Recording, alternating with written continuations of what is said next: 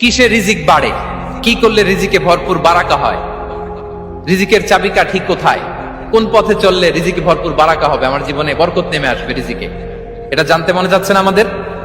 হ্যাঁ, কষ্ট হচ্ছে আপনাদের? কষ্ট হচ্ছে? তাহলে কি করলে রিজিকে ভরপুর বারাকা হয়, কি করলে আমার জীবনে ভরপুর বারাকা নেমে আসে, এই পয়েন্টটাতে আমরা একটু আলোকপাত করি। যেসব কাজ করলে আমাদের জীবনে রিজিকে আসমানি বারাকা নেমে আসবে, আমাদের রিজিকে আসমানি বারাকা নেমে আসুক, আমরা চাই কি চাই না? সবাই আমরা চাই নিশ্চয়ই।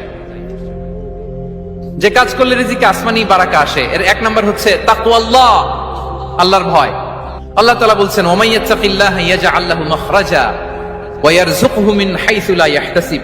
যে আল্লাহকে ভয় করে, যে আল্লাহ সচেতন, আল্লাহ তাকে মাখরাজ, মাখরাজ মানে কি জানেন? ওই যে এক্সিট লেখা না এদিকে, এই এক্সিটকে আরবিতে বলে মাখরাজ, মানে কোথাও আটকাবেন না, বের হওয়ার রাস্তা আছে, কোথাও আটকাবেন না, বের হওয়ার রাস্তা আল্লাহ তাআলা অ্যারেঞ্জ করে দিবেন। You will have the way out from crisis.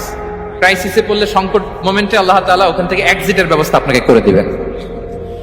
ওয়া ইয়ারযুকহু মিন হাইসু লা ইয়াহতাসিব, এমন জায়গা থেকে আল্লাহ তাআলা রিজিকের ব্যবস্থা করবেন যে সে কল্পনাও করে নাই। এরকম অনেক সময় হয় না যে আমি ভাবিও নাই যে এখান থেকে আমার রিজিকের বন্দোবস্ত হতে পারে, কোত্থেকে যে রিজিক চলে আসলো, এরকম জীবনে মাঝে মাঝে হয় কি হয় না? ব্যবস্থা করেন কে? যারা আল্লাহ তাআলাকে ভয় করে, যারা আল্লাহ